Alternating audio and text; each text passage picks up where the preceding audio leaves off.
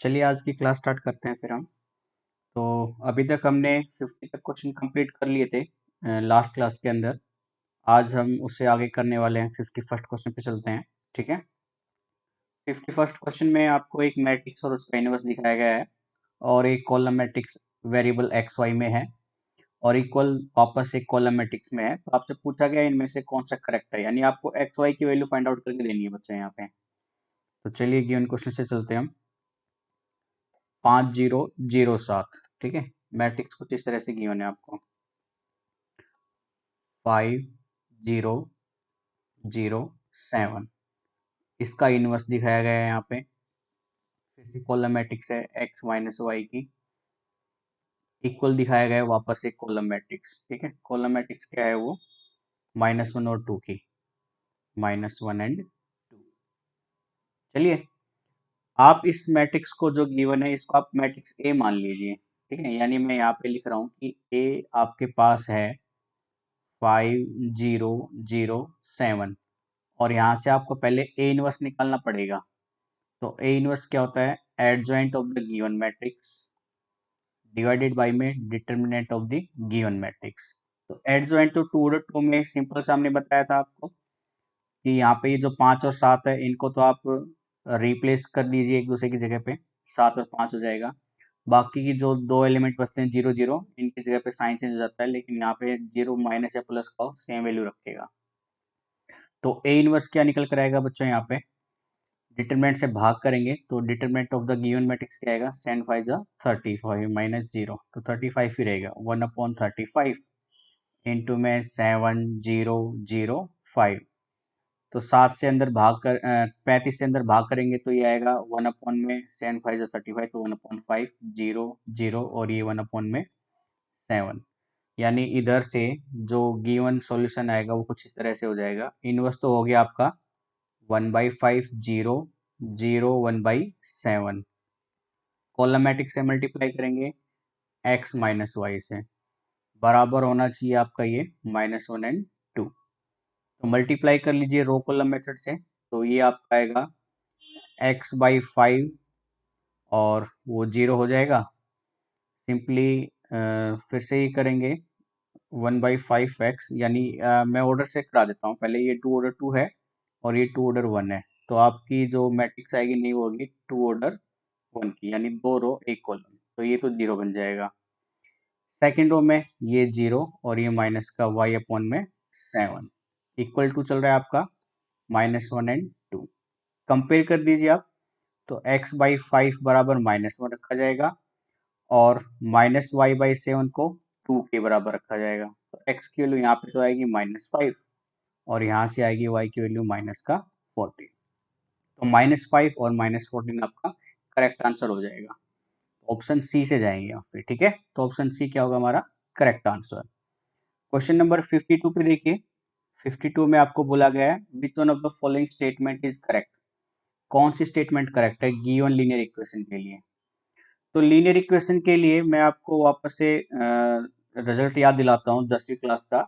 आपने देखा था टू वेरिएबल की जो लीनियर इक्वेशन होती थी वो कुछ इस तरह से होती थी, a1x प्लस b1y बराबर में c1। हालांकि हम ये बेसिक क्लासेस में कर चुके हैं बच्चों, तो आप एक बार हमारी बेसिक क्लासेस को देख लिए, लेकिन बस मैं यहाँ पे हल्का सा रिवीजन करा देता हूँ।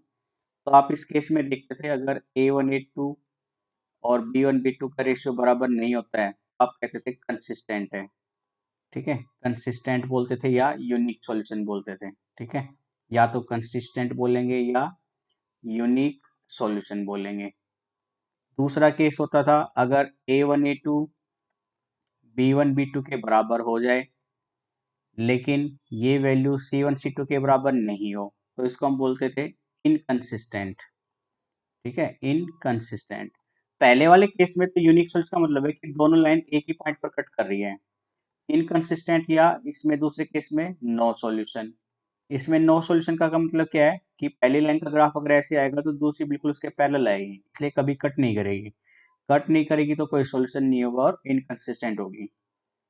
थर्ड केस क्या होता है, अगर a1 a2 का रेशियो, b1 b2 का रेशियो और c1 c2 का रेशियो तीनों बराबर हो जाए, तो वापस से हम कहते हैं कंसिस्टेंट होगी लाइंस या इनफाइनाइट मैनी सॉल्यूशन होंगे, इनफाइनाइट सॉल्यूशन हो जाएंगे, क्योंकि इसके कंडीशन में मतलब है अगर एक लाइन का ग्राफ आपके ऐसे आता है तो दूसरी लाइन भी बिल्कुल जस्ट इसी के ऊपर लाई करेगी, ठीक है, सारे पॉइंट एक दूसरे को कट करते हुए चलेंगे फिर इसका मतलब, इसलिए इनफाइनाइट सॉल्यूशन बोलते हैं। तो गिवन क्वेश्चन में आपको जनरल इक्वेशंस दी गई है 2 लाइन की, वो है 2x प्लस 3y बराबर 4, 2x प्लस 3y बराबर 4, और दूसरी इक्वेशन है आपकी लाइन की 4x 6y 7, 4x plus 6y बराबर में 7। तो अगर मैं यहाँ से रेशियो निकालूँ A1 A2 का, तो आप देखोगे A1 A2 मतलब 2/4, ये वैल्यू तो आ जाएगी 1/2 की। B1 B2 आप निकालोगे तो 3/6, ये वैल्यू भी आ जाएगी 1/2। फिर आप C1/C2 चेक करेंगे तो ये आएगा 4/7, यानी आपकी ये वाली कंडीशन सेटिस्फाई हो रही है यहाँ पे। तो ये कंडीशन मतलब पैरेलल लाइंस के लिए है ना, पैरेलल लाइंस। तो पैरेलल लाइंस में कोई सोल्यूशन होगा नहीं, नो सॉल्यूशन, तो ऑप्शन नो सॉल्यूशन से जाएंगे हम, तो इसमें ऑप्शन ए बिल्कुल करेक्ट आंसर है, नो सॉल्यूशन। क्वेश्चन नंबर 53, कल की क्लासेस में हमने क्या था क्रेमर्स रूल वाले में, आप एक बार वहां पर जरूर देखिए।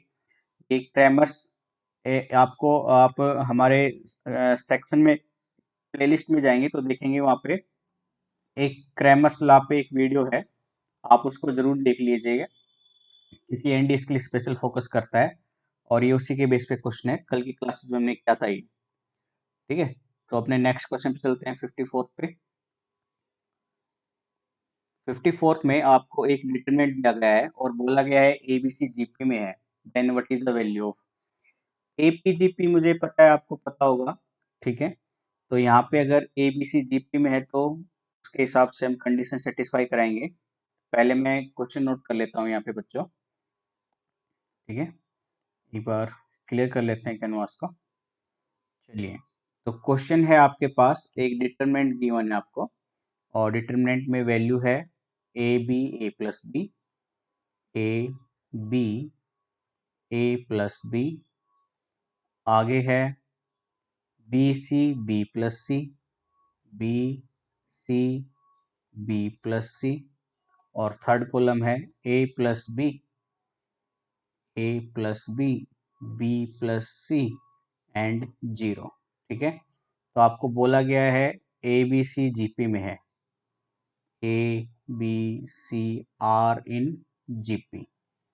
तो जीपी का मतलब होता है ज्योमेट्रिक प्रोग्रेशन, अगर जीपी में है तो यहाँ से एक कंडीशन होनी चाहिए बी स्क्वायर बराबर होना चाहिए AC। अगर आप जीपी के बारे में नहीं जानते तो कमेंट बॉक्स में बता दीजिएगा, उसके बारे में हम एक्सप्लेन कर देंगे, ठीक है, एक अलग से वीडियो बना देंगे। तो गिवन क्वेश्चन में आपको इसकी बेस्ट वैल्यू फाइंड आउट करनी है डिटरमिनेंट की।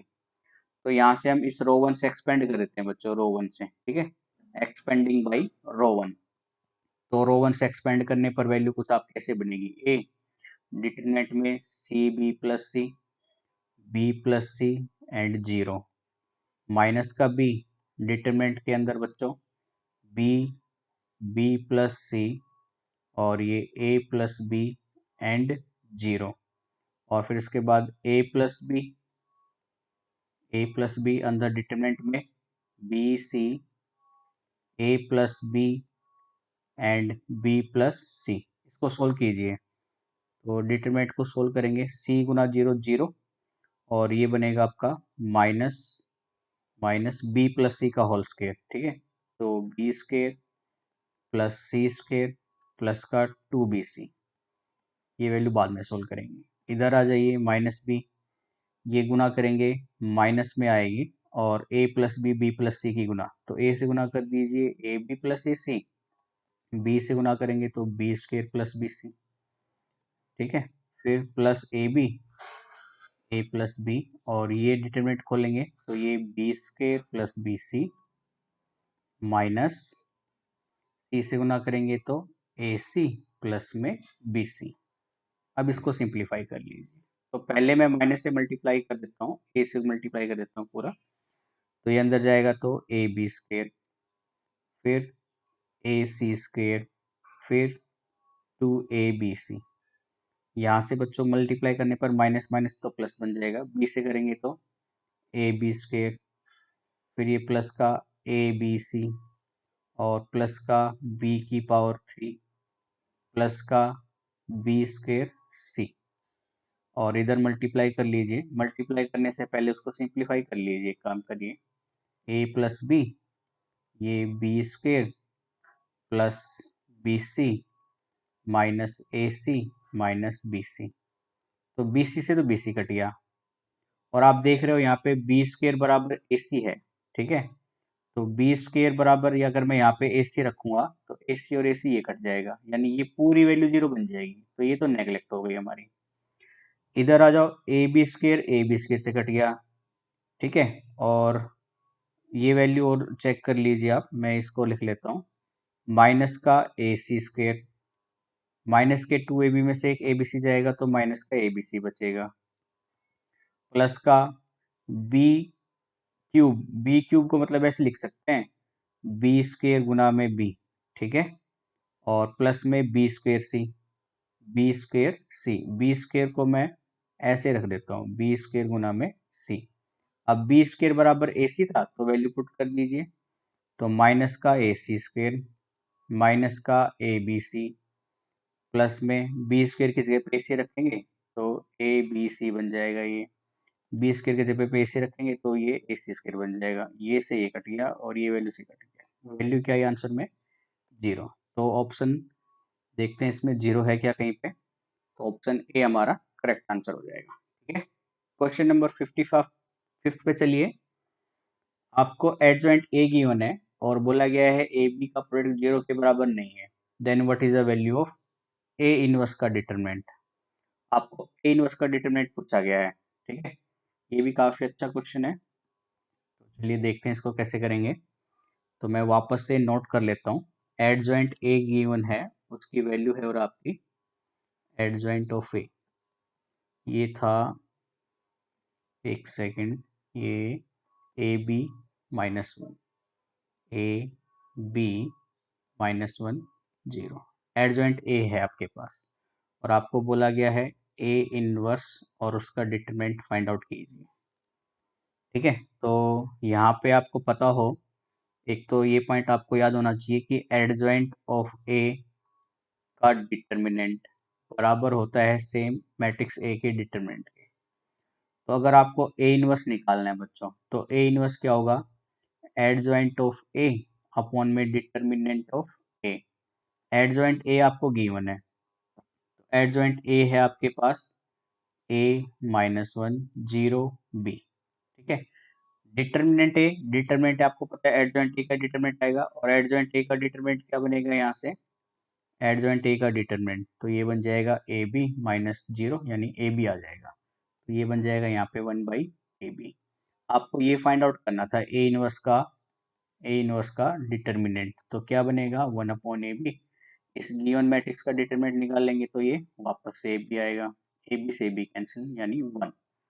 ए इनवर्स का डिटरमिनेंट आएगा वन, तो option A is the correct answer. ठीक है, ऑप्शन ए से चलेंगे फिर हम। चलिए क्वेश्चन नंबर 56 पे चलते हैं। तो 56 में आपको बोला गया है L plus M plus N बराबर जीरो है, तो सिस्टम ऑफ इक्वेशन में किस तरह का सॉल्यूशन होगा। ठीक है, ये इक्वेशन है आपकी।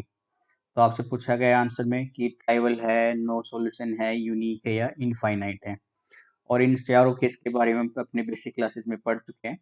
तो सीधे इक्वेशन पे चलेंगे हम। ठीक है, फिर से मैं आपसे रिक्वेस्ट कर रहा हूँ, अगर आप फर्स्ट टाइम देख रहे हैं तो हमारी बेसिक क्लासेस को एक बार जरूर देख लीजिएगा ताकि आपके कंसेप्ट क्लियर हो जाए। पहली इक्वेशन है minus two x plus y plus z, minus two x plus y plus z बराबर में एल। दूसरी इक्वेशन है x minus two y plus z, x minus two y plus z बराबर में एम।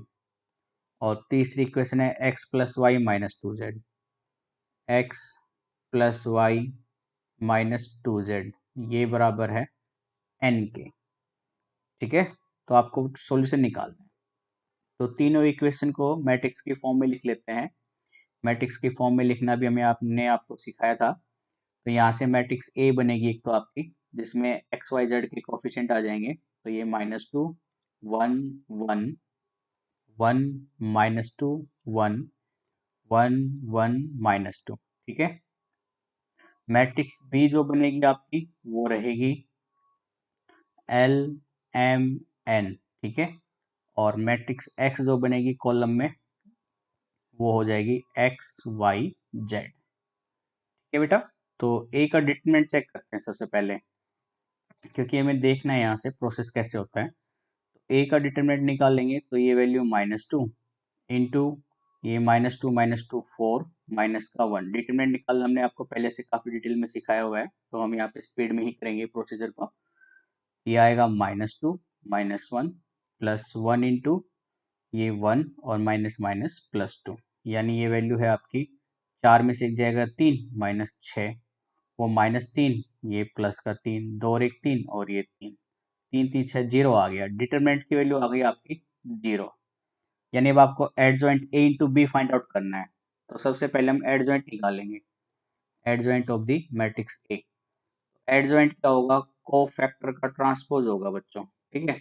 तो कोफैक्टर भी हमने डिटेल में निकालना सिखाया था, तो मैं सीधा निकाल लेता हूँ यहाँ पे। कोफैक्टर निकालेंगे फिर उसका ट्रांसपोज कर देंगे।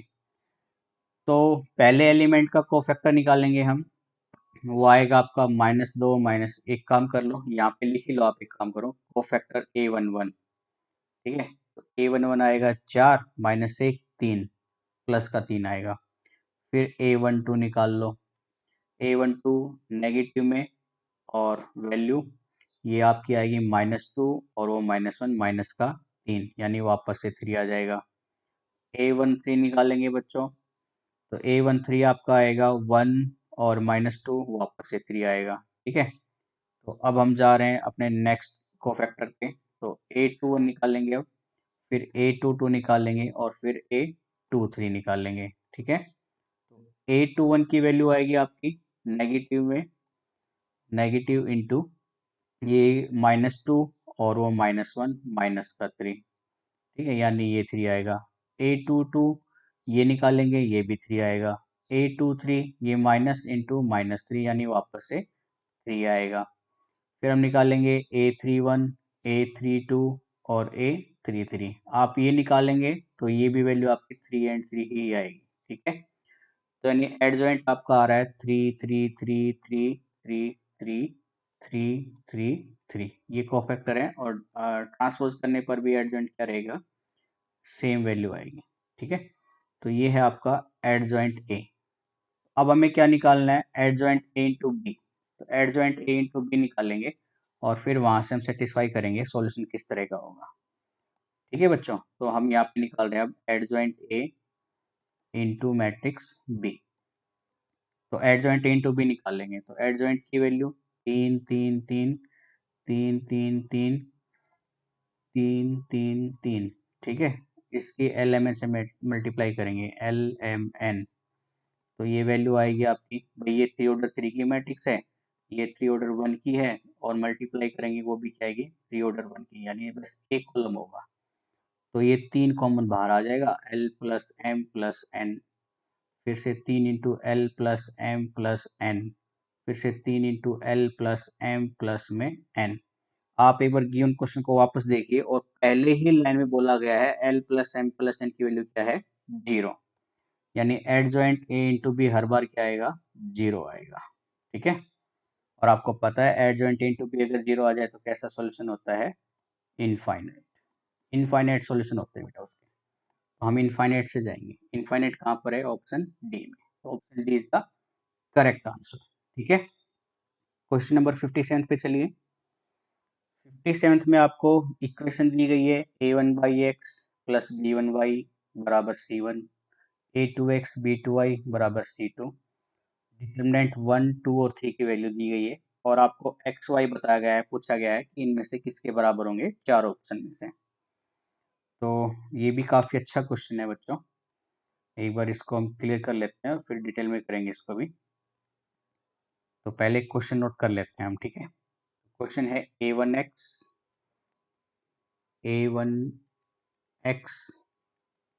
b1/y बराबर c1, ठीक है। फिर a2x ये पहली इक्वेशन है।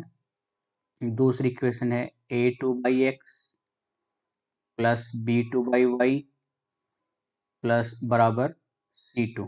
ठीक है, ये दो इक्वेशन है आपको। साथ ही गिवन जो वैल्यू है वो लिख लेते हैं यहाँ पे, डिटर्मिनेंट 1, डिटर्मिनेंट 2। तो डिटर्मिनेंट 1 की वैल्यू है आपके पास a1 b1 a2 b2।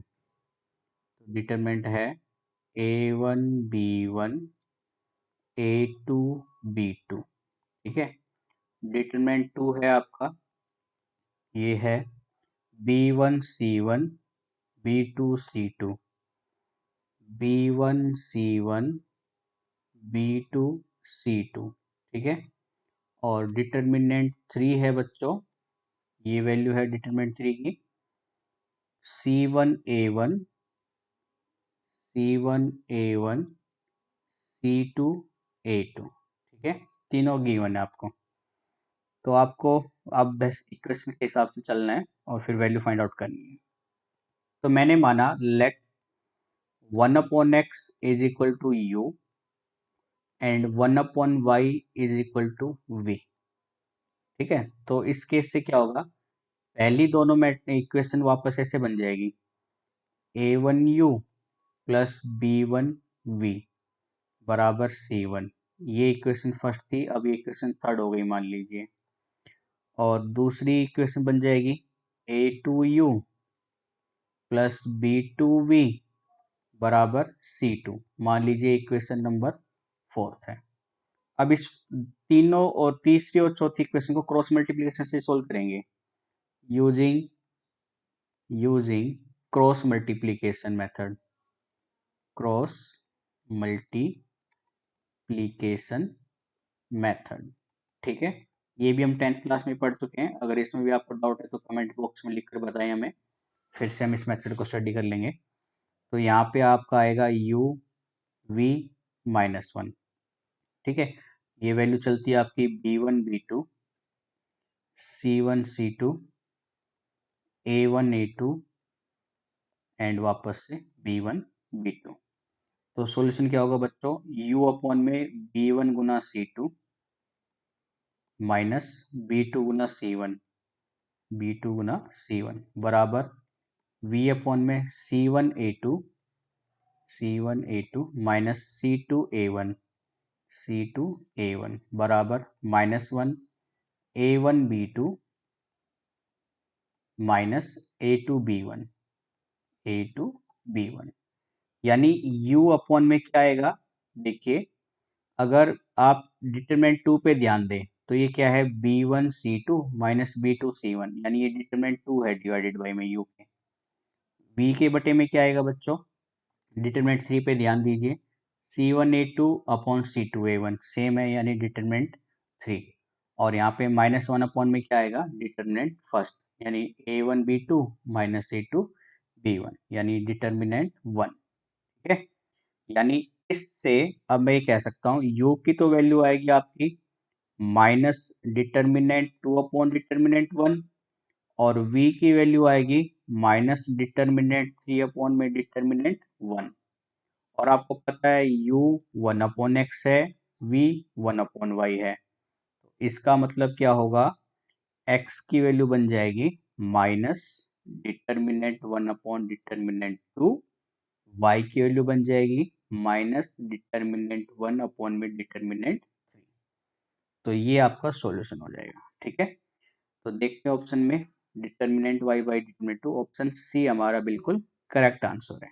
ठीक है, क्लियर है बच्चों यहाँ तक, determinant y by determinant t और डिटरमिनेंट 1 बाई डिटरमिनेंट 3। ठीक है, ऑप्शन सी बिल्कुल करेक्ट आंसर है आपका, तो ऑप्शन सी हमारा आंसर हो जाएगा। ठीक है, क्वेश्चन नंबर 58 पे चलते हैं अब हम। 58 में आपको डिटरमिनेंट दिया गया है और उसको वैल्यू को फाइंड आउट करने के लिए बोला गया है। ये काफ़ी इजी क्वेश्चन है, फिर भी एक बार इसको देख लेते हैं। क्वेश्चन में है आपको डिटरमिनेंट के अंदर वैल्यू sin10 cos 80। ठीक है, डायगोनल एलिमेंट पढ़े थे मैंने, sin 10 डिग्री cos 80 डिग्री, और दूसरे डायगोनल है sin 80 माइनस cos 10, sin 80 और माइनस cos 10 डिग्री। ठीक है, अब डिटरमिनेंट सोल्व करेंगे क्रॉस मल्टीप्लाई करके, तो ये आएगा sine 10 degree into cos 80 degree minus minus plus बन जाएगा cos 10 degree into sine 80 degree. ठीक है, तो ये आइडेंटिटी है sine A cos B cos A sine B की, जो कि होगी साइन ए प्लस बी, यानी 10 डिग्री प्लस में 80 डिग्री यानी साइन 90 डिग्री। और साइन 90 डिग्री की वैल्यू क्या होती है बच्चों? 1। आंसर 1 आना चाहिए इसका। ऑप्शन में आंसर 1 है बी, तो बी हमारा करेक्ट आंसर होगा। ठीक है, 59th क्वेश्चन देखिए, आपको पी की वैल्यू बतानी है, बराबर 20 दिया गया है, तो आप पी की वैल्यू आराम से निकाल लेंगे। ये आपके लिए हमने होमवर्क छोड़ दिया है, इजी सा क्वेश्चन है। ठीक है, क्वेश्चन नंबर 60th पे चलिए। 60th में आपको दो मैट्रिक्स गिवन है ए बी। पहले तो गिवन है ए बी बराबर ए और फिर बी ए बराबर बी। ओके, और आपसे पूछा गया है कि इन चार ऑप्शन में से कौन सा ऑप्शन ठीक होगा। चलिए चेक करते हैं, ट्रांसपोज से चल रहा है और ये क्वेश्चन, तो देखते हैं भाई इसको क्या करना पड़ेगा हमें। देखिए, आपको गिवन है ए बी बराबर ए एंड बी ए बराबर में बी, तो आपको ए ट्रांसपोज किसके बराबर ये पूछा गया है, तो ए ट्रांसपोज निकाल लिया आप यहाँ से, यानी ए बी का ट्रांसपोज, और ये क्या आएगा बच्चों? B transpose into A transpose. Similarly इधर से अगर मैं बी ट्रांसपोज निकालूँ तो बी ए का ट्रांसपोज क्या बनेगा? ए ट्रांसपोज इंटू में बी ट्रांसपोज। आप एक काम कीजिए, ये बी ट्रांसपोज की जो वैल्यू आई है यहाँ से यहाँ उठाए और यहाँ पुट कर दें। ठीक है, तो ये बनेगा अब A transpose B transpose into A transpose. अब आप पहले वाले ट्रांसपोज को बाहर ले लीजिए और ये अंदर लिख लीजिए, बी ट्रांसपोज ए ट्रांसपोज, यानी अभी ऐसे है ए ट्रांसपोज इंटू में बी बी ए है ना, यानी ऐसे ही है ए बी का होल ट्रांसपोज। ठीक है, ए ट्रांसपोज ए बी की वैल्यू ए के बराबर थी, तो ए ट्रांसपोज यानी ए ट्रांसपोज का स्क्वायर। इसका मतलब ए ट्रांसपोज किसके बराबर आ रहा है? ए ट्रांसपोज के स्क्वायर के बराबर आ रहा है। तो ऑप्शन में देखते हैं ऐसा कुछ है क्या। ऑप्शन फर्स्ट ही ऐसा है। ठीक है, तो ऑप्शन ए हमारा आंसर हो जाएगा। ठीक है, क्वेश्चन नंबर 61 में आपको मैट्रिक्स ए फाइंड आउट करने के लिए बोला है। मैट्रिक्स ए को आप square matrix A B C D बना लीजिए और वहां से मल्टीप्लाई करके फाइंड आउट कर लीजिए ए बी सी डी की वैल्यू। ये भी हम लास्ट क्लास में कर चुके हैं, तो ये क्वेश्चन भी आपका होमवर्क रहेगा। ठीक है बच्चों, चलिए क्वेश्चन नंबर 62 पे चलते हैं। अच्छे आसान क्वेश्चन आ रहे हैं। आप देख रहे हैं कि अगर थोड़ी सी प्रिपरेशन या थोड़ी सी अवेयरनेस रखें तो एनडी का पेपर क्रैक करना कोई बड़ी बात नहीं है। पता नहीं बच्चे क्यों घबराते हैं इस चीज़ से। काफ़ी अच्छे और आसान क्वेश्चन आ रखे हैं। ठीक है, चलिए 62वें वाले क्वेश्चन में देखिए, तीन इक्वेशन गिवन है आपको और आपसे पूछ रहा है हैव नो सॉल्यूशन। ठीक है, कि कोई भी सॉल्यूशन के लिए के की वैल्यू क्या क्या होनी चाहिए। अब नो सॉल्यूशन है तो आपको पता है आपको क्या करना पड़ेगा। नो सॉल्यूशन के लिए एड जॉइंट ए इंटू बी से जाना पड़ेगा और ये वैल्यू किसके बराबर नहीं होनी चाहिए? 0 के। ठीक है, तो ये भी आपका होमवर्क रहेगा क्वेश्चन नंबर 62। नंबर 62 में आई होप ये शायद से सी ऑप्शन आना चाहिए मेरे हिसाब से, क्योंकि ये शायद से मैंने पहले भी कहीं पे किसी बच्चों को कराया हुआ है। तो अगर फिर भी आपका आंसर गलत आ रहा हो तो मुझे बता दीजिएगा, ये होमवर्क रहेगा और मैं इसको आपको वापस से करा दूंगा 16 नंबर 2। ठीक है, क्वेश्चन नंबर 63 पे देखिए। 63rd क्वेश्चन में ए और बी दो मैट्रिक्स है और बोला गया है ऑप्शन चारों में से कौन सी वैल्यू सेटिस्फाई होनी चाहिए। तो आप पहले देख रहे हैं ए बी और बी ए चार ऑप्शन में है, तो हम ए बी और बी ए ही निकालेंगे पहले। तो मैट्रिक्स ए है 1 2 3 4। ठीक है, 1 2 3 4 पे है मैट्रिक्स, तो मैट्रिक्स ए है आपके लिए 1 2 3 4, ये एलिमेंट है। और मैट्रिक्स बी के एलिमेंट है आपके लिए, बी की वैल्यू है A0 0 B, A0 A0 0 B। ठीक है, तो पहले आप ए बी निकाल लीजिए। ए बी निकालेंगे तो पहले ए मैट्रिक्स लिखी जाएगी, उसके बाद बी लिखी जाएगी और फिर प्रोडक्ट करेंगे ए 0 0 बी। प्रोडक्ट करके वैल्यू लिख दीजिए बच्चों। तो कॉलम रो कॉलम मेथड से करेंगे तो ये बनेगा आपका ए और ये बनेगा 2b, ये बनेगा 3a और ये बनेगा 4b। फिर बी ए वैल्यू निकाल लीजिए। बी ए, तो बी ए में पहले बी मैट्रिक्स लिखी जाएगी और फिर उसके बाद मैट्रिक्स ए नोट करेंगे और अब मल्टीप्लाई करेंगे। ठीक है, तो मल्टीप्लाई कर दीजिए तो ये आएगा ए, ये आएगा 2a, ये आएगा 3b और ये आएगा 4b। ठीक है, तो अब अगर आपको A B B A given है, A B B A given है तो वैल्यू पुट कर लीजिए ए 3a 2b 4b बराबर बी ए 3b 2a 4b। ठीक है, तो अगर मैं इन दोनों को एलिमेंट को कंपेयर कर दूं 2b और 2a को, तो 2b बराबर 2a, 2 से 2 कैंसिल, b बराबर a, और b बराबर a कोई भी नेचुरल नंबर हो सकता है, एनी नंबर। ठीक है, यानी इसका मतलब a बराबर b और इनफाइनाइट सॉल्यूशन हो सकते हैं। तो देखते हैं ऑप्शन कौन सा सेटिस्फाई कर रहा है इसमें। There exist infinite many b such that a b, option C. ठीक है, इसमें इनफाइनाइट सॉल्यूशन हो सकते हैं b के लिए जिसकी कंडीशन है a b बराबर b a की। तो ऑप्शन सी से जाएंगे, ऑप्शन सी हमारा करेक्ट आंसर होगा। ठीक है, क्वेश्चन नंबर 64 देखिए।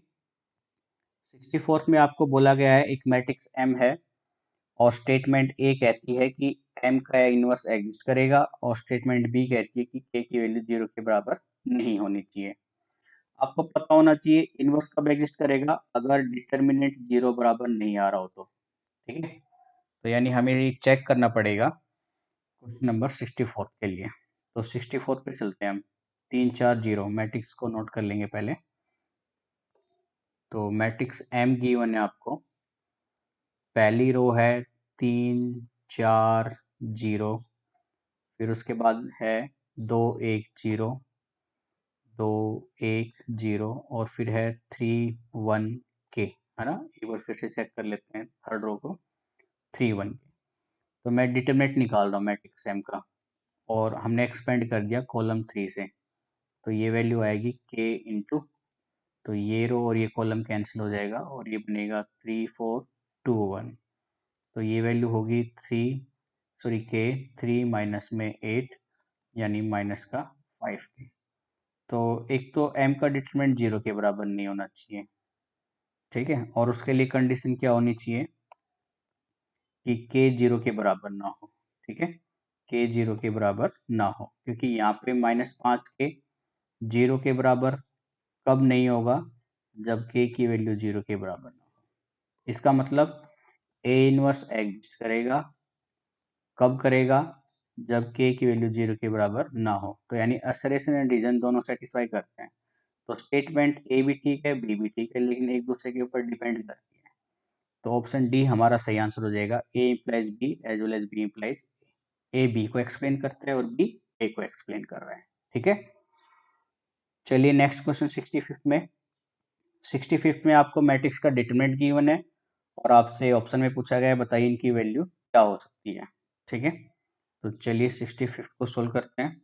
अच्छे क्वेश्चन आ रहे हैं काफी, है ना, और डिटरमिनेंट के केस ज़्यादा आ रहे हैं, तो आई होप आप भी एंजॉय कर रहे होंगे। मुझे तो काफ़ी मज़ा आ रहा है ऐसे क्वेश्चन में, तो आप भी एक बार अच्छे से करते रहिए प्रिपरेशन। पहली कॉलम है वाई जेड एक्स की, तो पहली कॉलम है वाई जेड एक्स, दूसरी कॉलम है एक्स वाई जेड की, एक्स वाई और जेड, और थर्ड कॉलम है y z x y plus z, z plus x. ठीक है, y z x plus y, ठीक है, एक्स प्लस वाई है बच्चों, ये जेड प्लस एक्स की जगह पे क्या है, एक्स प्लस वाई, तो एक्स प्लस वाई, और ये लास्ट एलिमेंट है हमारा जेड प्लस एक्स का, जेड प्लस एक्स। डिटरमिनेंट 0 के बराबर दिया है, इसको सोल्व करना है। तो आप ऑपरेट कर लीजिए पहले, इसको दो पोर्शन में कर लेंगे। मैंने माना रो 1 पे तीनों रो को ऐड कर लीजिए, रो 1 प्लस रो 2 प्लस रो 3, सारे एलिमेंट ऐड होने पर पहली रो 1 बन जाएगी आपकी x plus y plus z, दूसरा एलिमेंट बन जाएगा पहली रो का ही x plus y plus z, और तीसरा एलिमेंट बन जाएगा 2 इंटू, क्योंकि दो कॉमन आ जाएगा, दो दो x बन जाएंगे, 2x plus y plus z. Second और थर्ड रो ऐसे की ऐसी रहेगी, क्योंकि यहाँ पे कोई ऑपरेशन नहीं हुआ है, x z और ये z प्लस x। ठीक है, अब पहली रो में से x plus y plus z common ले लीजिए, x plus y plus z बाहर ले लिया हमने, तो ये 1 जेड एक्स 1 वाई जेड, और ये 2 एक्स प्लस वाई और ये जेड प्लस एक्स। ठीक है, चलिए अब बॉर्डर लाइन खींच के दूसरे पोर्शन में इसका आगे का कर लेते हैं। अब हमने ऑपरेशन किए, मान लीजिए कॉलम 3 पर या कॉलम 1 पर कर लीजिए, कॉलम 1 पर ऑपरेट किया कॉलम 1 माइनस कॉलम 2, और कॉलम 2 पर ऑपरेट किया हमने, कॉलम 2 पर ऑपरेट किया बच्चों, ये बन जाएगा कॉलम 2 कॉलम 2 माइनस कॉलम 3, इस तरह से ऑपरेट कर लीजिए। तो पहले कॉलम पे बनेगा ये 0 जेड माइनस वाई और ये एक्स माइनस जेड, दूसरे रो पे बनेगा 2 में से 2 जाएगा 0, और 2y में से घटाएंगे तो ये y माइनस एक्स बन जाएगा, 2z में से घटाएंगे तो ये z माइनस में x हो जाएगा। ठीक है, 2z में से घट गया z माइनस एक्स, और थर्ड कॉलम बन जाएगा आपका 2x प्लस वाई और z प्लस एक्स। ठीक है बच्चों, अब साथ में आपका x plus y plus z common चल ही रहा था, x plus y plus z बाहर कॉमन चल रहा था। अब आप रो 1 से एक्सपेंड कर दीजिए, तो ये बनेगा x plus y plus z into में 2, और ये रो और ये कॉलम कैंसिल, यानी z minus y y minus x, और ये मैं यहाँ पे x माइनस जेड लिख लेता हूँ, यहाँ से माइनस बाहर लेके x माइनस जेड लिख लेता हूँ। अब इस डिटरमिनेंट में रो 2 में x माइनस जेड बाहर आ जाएगा इस रो में से, यानी ये बन जाएगा x minus z x plus y plus z into 2 आपका चल ही रहा है, तो ये बनेगा z minus y y minus x, और ये 1 और ये माइनस 1। इस डिटरमिनेंट को सोल्व कर लीजिए, तो 2x minus z x plus y plus z, ये बनेगा आपका माइनस जेड प्लस वाई, और ये माइनस का वाई प्लस का एक्स। ठीक है, ये वाई से ये y cancel, x minus z, और आपने देखा था डिटरमिनेंट बराबर 0 चलता ही आ रहा है, तो सारी वैल्यू 0 के बराबर रखते आएंगे हम, 0 0 0 0, तो यहाँ से x माइनस जेड, ये भी x माइनस जेड आ गया, तो यानी x माइनस जेड 0 के बराबर होगा, या x plus y plus z बराबर 0 होगा, तो यहाँ से x बराबर जेड आया, और यहाँ से x प्लस वाई बराबर माइनस जेड आया। तो देखते हैं ऑप्शन में है क्या कुछ ऐसा, x बराबर जेड और x प्लस वाई बराबर माइनस जेड, ऑप्शन बी हमारा बिल्कुल करेक्ट आंसर है। ठीक है, तो ऑप्शन बी हमारा आंसर हो जाएगा। ठीक है, चलिए क्वेश्चन नंबर 66 पे चलते हैं। आपको k की वैल्यू निकालनी है, डिटरमिनेंट बराबर गिवन है आपको, तो ये भी काफी अच्छा क्वेश्चन है इसको भी कर लेते हैं। ठीक है, आपको भी सारे क्वेश्चन अच्छे आ रहे हैं, हाँ जी सारे ही क्वेश्चन अच्छे आते हैं, इसलिए एनडीए काफी आसान है।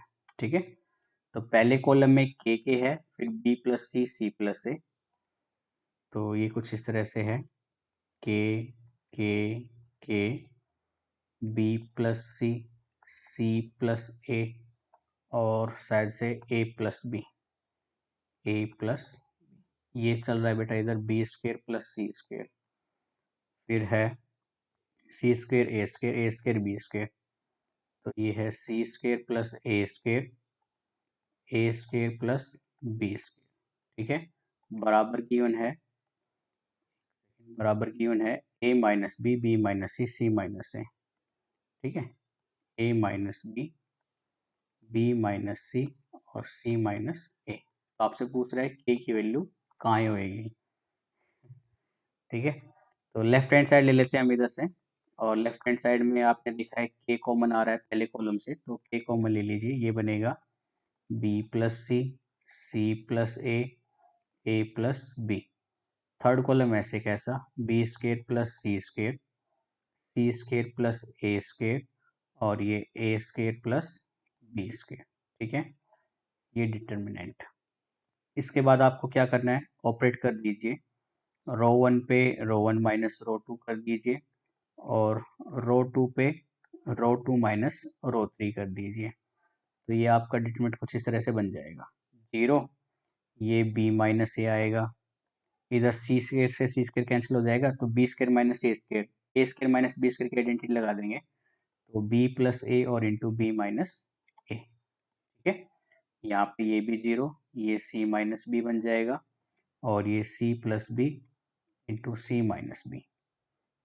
ओके, और ये थर्ड कॉलम थर्ड रो ऐसे का ऐसा, कोई ऑपरेशन नहीं हुआ है यहाँ पे, ए स्केयर प्लस बी स्केयर। तो अब वैल्यू बनेगी आपकी कुछ इस तरह से, तो के तो बाहर ही रहेगा, पहली रो में से बी माइनस ए भी बाहर ले लीजिए, ठीक है, और फिर सी माइनस बी बाहर ले लीजिए दूसरी रो में से, तो ये वैल्यू कुछ ऐसे बनी, 0 0 1 1 1 ए प्लस बी। ठीक है, और ये B plus A C plus B, और ये बच्चों ए स्क्र प्लस बी। ठीक है, बी माइनस ए से माइनस ले लीजिए और यहाँ से माइनस बाहर ले लीजिए, तो माइनस माइनस प्लस बन जाएगा, और ये वैल्यू ऐसे आ जाएगी, ए माइनस बी माइनस सी, और आप इस कॉलम से ऑपरेट करेंगे तो 1 इंटू ये कॉलम और ये रो कैंसिल, 1 1 बी प्लस ए और ये सी प्लस बी। सोल्व कर दीजिए इसको बच्चों, तो के ए माइनस बी माइनस सी, डिटरमिनेंट सोल्व करेंगे तो सी प्लस बी माइनस ए, बी से बी कैंसिल, तो के इंटू ए माइनस बी माइनस सी और सी माइनस ए। तो गिवन वैल्यू से अगर आप उसको और इसको दोनों को कंपेयर करोगे तो के की वैल्यू क्या आनी चाहिए यहाँ से 1, तो के 1 से जाएंगे हम, के 1 किस में है, ऑप्शन ए में, तो ऑप्शन ए हमारा करेक्ट आंसर हो जाएगा। ठीक है, क्वेश्चन नंबर 67 देखिए, which one of the following is correct in respect of matrix, इनमें से कौन सा ऑप्शन आपके लिए करेक्ट होगा, ये पूछा गया है। तो ये 67 का डी ऑप्शन आएगा, ये काफी पुराना क्वेश्चन है और कई बार मैं करा चुका हूँ इसको क्लास में। तो ए स्क्वायर बराबर में आइडेंटिटी मैट्रिक्स होगा, ऑप्शन डी, आप इसको चेक कर लेना, ये आपका होमवर्क। ठीक है, आगे चलिए 70th क्वेश्चन तक हम करेंगे, हमने पहले भी कहा था। ठीक है, क्वेश्चन नंबर 68 देखिए, आपको पूछा गया है ए इंटू एड जॉइंट ए आप निकाल लेंगे और ए से गुना कर देंगे, तो ये भी आपका होमवर्क रहेगा बच्चों। ठीक है, 69 देखिए, एक डायगोनल मैट्रिक्स है और उसका इनवर्स पूछा गया है। याद रखना है, डायगोनल मैट्रिक्स का इनवर्स सेम ही होता है। ठीक है, डायगोनल मैट्रिक्स का अगर आपको इनवर्स निकालने के लिए कह दें तो वो डायगोनल मैट्रिक्स ही आएगी। तो इसके जैसी मैट्रिक्स कौन सी है, ऑप्शन बी, ऑप्शन बी आपका करेक्ट आंसर हो जाएगा। ठीक है, 17th में देखिए, consider the following statement in respect of symmetric matrix A and B. आपसे ओ पे ए में कह रहा है, पहले ऑप्शन में ए बी सिमेट्रिक है, और दूसरे ऑप्शन में कह रहा है, मतलब दूसरे में कह रहा है ए स्क्वायर बी स्क्वायर सिमेट्रिक है। तो ये भी काफी अच्छा क्वेश्चन है। देखिए, ये आपसे ये कहना चाह रहा है कि भाई अगर मैं ये कहूँ कि ए बी, देखो सिमेट्रिक क्या होता है, किसी का ट्रांसपोज सेम मैट्रिक्स आ जाए वो सिमेट्रिक कहलाती है। ठीक है, ये हम पढ़ चुके हैं सिमेट्रिक और उसकी सिमेट्रिक्स। अगर मैं ए बी का सिमेट्रिक निकालूं, मतलब ट्रांसपोज निकालूं, तो ये बी ट्रांसपोज ए ट्रांसपोज आएगा, तो ए बी तो सिमेट्रिक हुआ ही नहीं, इसका मतलब A B is not symmetric, क्योंकि हम पढ़ चुके हैं कि मैट्रिक्स मल्टीप्लिकेशन नेसेसरी नहीं है कॉम्पिटिटिव हो। ठीक है, तो ये ऑप्शन पहला तो गलत है। दूसरे में देखो, आपको ए स्क्र बी स्क्र है, अगर मैं इसका ट्रांसपोज निकालू ना, तो आपको पता है आप ए स्क्र का ट्रांसपोज निकाल लो, बी स्क्र का ट्रांसपोज निकाल लो, तो दोनों का रिजल्ट सेम आएगा, यानी ये सिमेट्रिक है। ठीक है, ये सिमेट्रिक है, तो ये वाला ठीक है, पहला वाला गलत है, पहला वाला गलत है, सेकंड वाला ठीक है। तो देखते हैं कौन सा ऑप्शन होगा, only two, option B is the correct answer. ठीक है, तो ये था हमारा टारगेट आज का क्वेश्चन नंबर 17 तक। आई होप आपने काफ़ी एंजॉय किया होगा और इसी तरह से हमारी रेगुलर क्लासेस चलती रहेगी और जल्द ही हम आपके मैट्रिक्स के जो 250 क्वेश्चन है, लगभग लगभग 250 से ज़्यादा ही है, शायद से 300 के आसपास है, ये जल्दी ही कंप्लीट कर लेंगे। आप ज़्यादा से ज़्यादा शेयर कीजिए हमारी वीडियो को, चैनल को सब्सक्राइब कीजिए और लाइक ज़रूर कीजिए, ताकि हमारा भी मोटिवेशन बढ़ता रहे और आपकी हेल्प के लिए हम लगातार मेहनत करते रहें। और आपको हमने काफ़ी बार कहा है, बेसिक क्लासेस के साथ न्यूमेरिकल प्रैक्टिस यहाँ पे होती रहेगी। आपको किसी अदर स्टडी मटेरियल की ज़रूरत नहीं है, ये गारंटीड है हमारी। आपका एनडी मैथमेटिक्स में अच्छा स्कोर हो जाएगा, 300 में से 250 प्लस आराम से आ जाएंगे यहाँ से। अगर आपको इसके अलावा एनडी की और क्लासेस चाहिए तो आप हमें कमेंट बॉक्स में रिक्वेस्ट डाल सकते हैं। ज़्यादा बच्चों की संख्या होने पर हम क्लासेस आपको फिर से फ्री ऑफ कॉस्ट प्रोवाइड कराएंगे, एक बेस्ट फैकल्टी के थ्रू। तो आपसे हमारा निवेदन है कि प्लीज़ चैनल को सब्सक्राइब जरूर कीजिए और अपने दोस्तों को भी हमारे बारे में बताएं। ठीक है, तो आज के लिए इतना ही रखते हैं बच्चों। Thank you, bye bye, take care.